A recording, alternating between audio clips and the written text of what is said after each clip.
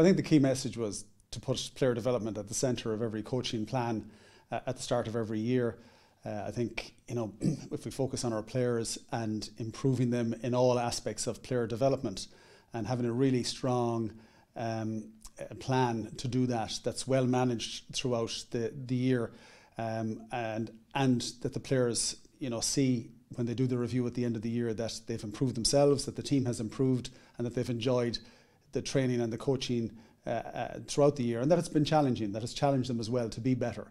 I think that's the key message. The point I made was that not every coach or every team is going to win a title this year. In fact, most won't.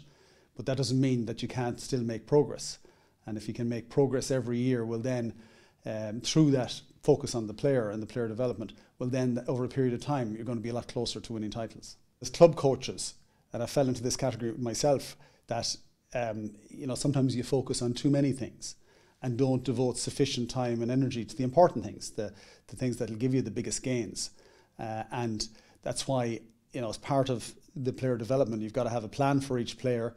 And then the point I was making was that I think it's worthwhile to consider having or appointing a development coordinator within, as part of the team. And that person doesn't necessarily have to be the manager or the head coach. It could be an assistant coach, it could be an administrator, but that each player would have a plan at the start of the year, and that coordinator would review, assess the plan as the year goes on, and certainly probably 4 times a year the manager, head coach should be sitting with the players, and it can be even a very short discussion to see how they're progressing against the key things that were outlined, I suppose, the start of the year and throughout the year as well. So that whole aspect of communication, regular review is so important. And sometimes, again, as I said, as coaches, we might neglect that area because we've so many other things to do.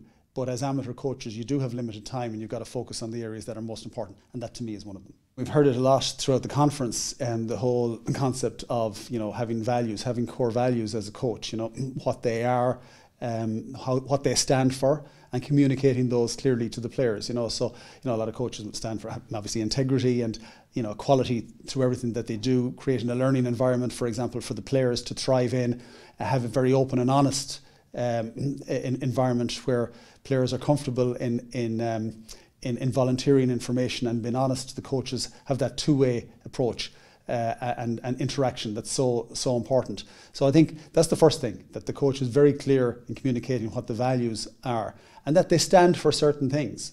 They stand for quality, they stand for discipline, they stand for development, all of those things. So I think once they're outlined at the start of the year, and most importantly, the coach, walks the talk throughout the year, well, then the players see consistency in the message that's coming across, and see consistency not only in the message but also in the behaviour of the coach. And I think they're fundamental to a successful coach-player relationship.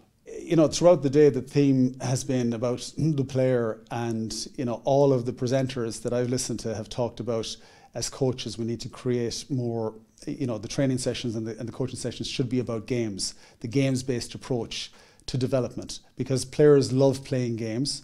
We have to remember it's an amateur code, it's an amateur organisation. Players are doing this voluntarily, so enjoy it. And how do they enjoy it? When they go to training sessions, that they play games, and that coaches create that environment where they put them in match situations in training, so that small-sided games, different scenarios that are likely to happen in the game. If you can rehearse them in your training sessions more and more, well then the players will learn, they'll enjoy it, they'll become better as a result, and they'll be able to take that real experience into the real life situation when they play, hopefully in front of big crowds and big games.